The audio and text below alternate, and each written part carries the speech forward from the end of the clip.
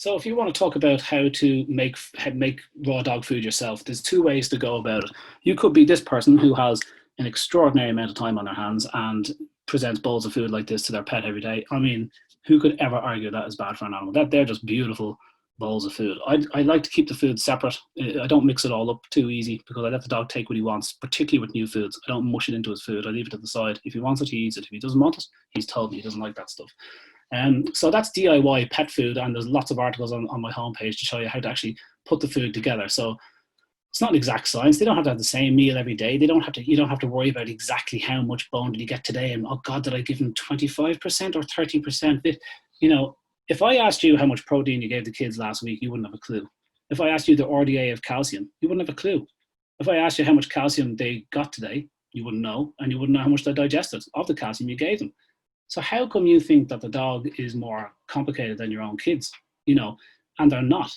It's just an idea that's been sown to you to make you need that bag of crackers with the picture of a dog that's 3 years old and a white coated breed and turns left more than right on Tuesdays. Oh, that's the bag of food for me. You know, it's utter nonsense to remove your ability. Okay, it's fear inducing stuff, typical fear, to keep you picking up that bag.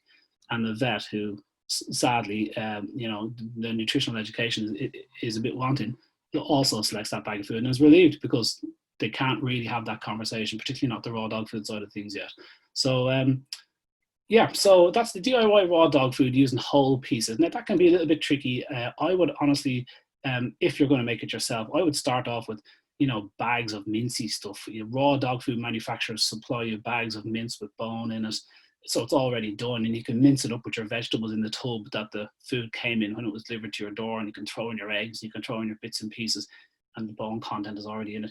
And you mash it all up and put it in lunch boxes and that kind of thing. And that's all well and good if you're making it yourself, but by far the easiest way to start off raw dog food feeding is to buy a product from a company that's already done all the mixing and mashing and messing first. Start off that way while the fear reduces and you start, you know, seeing the half-price chicken in the chicken thighs in your supermarket going, not bad. Okay, now I'm buying chicken for €1.50. My raw dog food cost me $5 per kilo or whatever. And I'm buying a tray of chicken thighs here for €1, 1.50, whatever. I was like, this is great. So my dog eats chicken thighs for the morning for a few days. Lovely. You know, you can go out the back and you can have a chew on them and everything's great. So buying a pre-made raw dog food alleviates having to make the food yourself and thinking you've got to do all this stuff. It arrives on your doorstep frozen, you throw it into your freezer and you keep one on the hop in the fridge at any one time. So that's kind of pre-made raw dog food. Depending on what your bag is, I could recommend when it comes to pre-made raw dog food, you know, don't think that just because these companies are on the right side of the argument, these are the good guys. You know, I have been a long time in the raw dog food industry, and I can tell you I trust them as much as I trust the dry dog food industry, most of them. There is some excellent characters and there's some dodgy characters, and that's the same in any business. So I don't really trust the health of my kid with anybody. The thing about raw dog food is a lot of companies make really good money from selling ground up carcass in a tube. So chicken, duck, turkey, but it's actually chicken carcass, duck carcass, turkey carcass. And the definition of a carcass is something with the meat muscle removed. You know, they don't make money leaving meat muscle on a carcass. So you get skin and bone and fat in a chicken carcass. It's ground up and it looks like chicken mince to you. And it probably does have a few little bits and pieces underneath that you got. But ultimately, when you're being charged €4 or €5 a kilo for it, that's not fair. You're buying chicken carcass that's been fancied up with a little bit of liver and a bit of veg. They're calling it complete raw dog food. You know, that's not good enough and it's a bit of a waste of money. So go after the higher recommended raw dog food companies. It's a good idea. Look at the reviews, see what people are saying. Go for the top 3 or 4 or 5 raw dog food companies who are interested in putting out the best raw dog food. Cheap raw dog food is a bit of a danger, to be honest with you. I still say they're far better on the cheapest, nastiest raw dog food than they will be on some sort of dry food. Certainly any of the cereal-based dry food, which is the lowest of the low. But if you're buying pre-made raw dog foods, just, you know, you need to have a little bit of I don't know how to say this without kind of dropping any names, but look, I'm a vegetarian, believe it or not. So I go for ethical, organic, that kind of stuff. That stuff matters to me, and there's a big difference between organic meat and non-organic meat. So particularly if there's a chance your meat comes from CAFOs, concentrated animal feed operations, like you cannot be supporting those things. But I know it's difficult if more than 90% of your beef is coming from them. So you need to think about where you're getting those meats, because the chemicals they use can reside in the bones and that kind of stuff, and they can make dogs itchy. Don't want to get too far into it. Okay, guys. My lad Kieran, I can probably feel your face twitching from here. I'll just go through 3 FAQs that I know I'm going to be asked, just to save me going through the questions in a second. But part 7 here is frequently asked questions about raw dog food. First one is this going to be complete? Is it everything the dog needs? If you vary up everything that you're doing, if you follow that pie chart, that rough ratio of what the dog needs, and you give them the bit of excreting organs is kind of like green veg to kids. That's the really fancy stuff. Did my dog get a nice little mix of excreting organs? Liver, kidney, spleen, that kind of stuff. A little bit of that now and again. Liver, particularly, of all of them. Liver is the old reliable 5% in almost all mixes. It's easy as well to put in. It's easy to access. But so yes is the answer. You will have a nice balanced meal, as much as your own meal is balanced. 75% of us are grossly under eating in magnesium because we don't eat enough raw fruit and veg. So what's the difference? What's the matter to you? You know, you're trying to do your best. You know what you should be eating. You do your best. You fall off the wagon on Fridays and Saturdays, and put you getting you going with things. So same with the kids. You know, I've got a 2-year-old, and as much as I thought I was going to have the most amazingly fed kid in the planet, she just won't eat half the stuff I'm presented to her. It's so frustrating.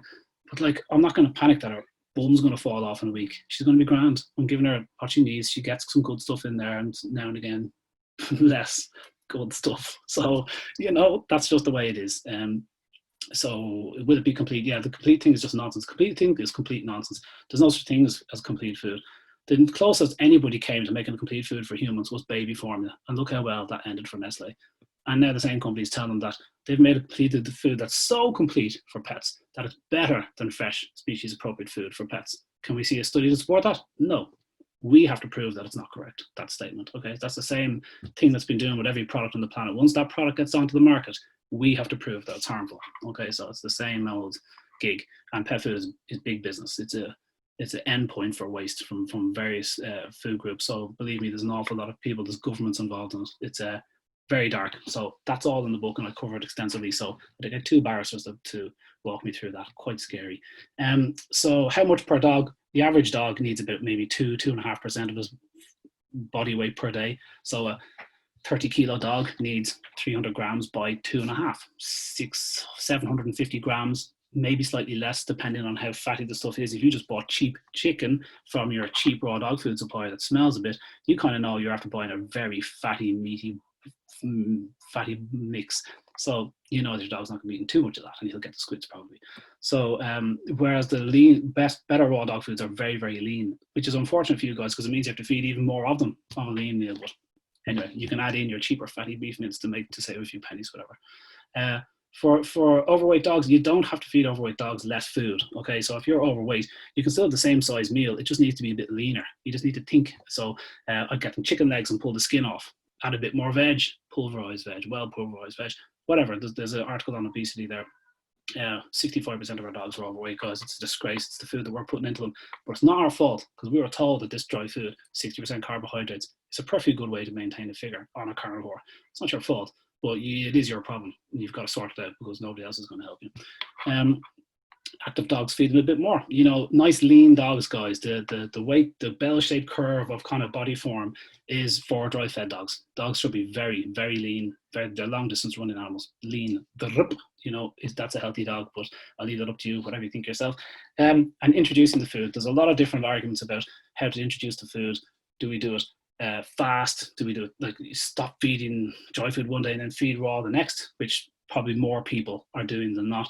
And the other way is to do it slowly. So you've got maybe 100% or 90% dry food in the bowl and 10% beef mince mixed in. The next meal, there's 80% dry food in the bowl, 20% beef mince moved in, on and on and on until you lower the dry food and up the raw.